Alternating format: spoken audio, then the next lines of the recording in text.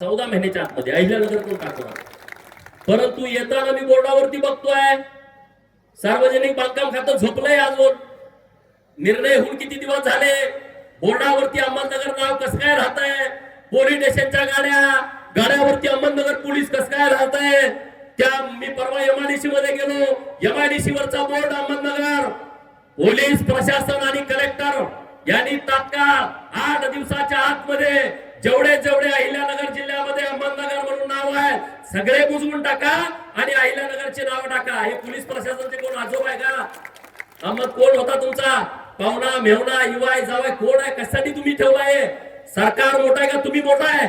सरकारने एकदा निर्णय घेतल्यानंतर काय काय बँकांची नावं बघितली की त्या बोर्डावरती अहमदनगर आहे.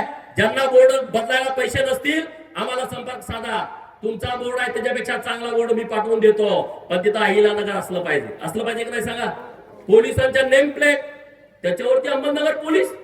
1.5 रुपयाची नेम प्लेट असेल 2 रुपयाची तुम्ही बदलू शकत नाही. वर्ष 6 महिने हा काय प्रकार आहे? हे सगळे प्रकार थांबले पाहिजेत.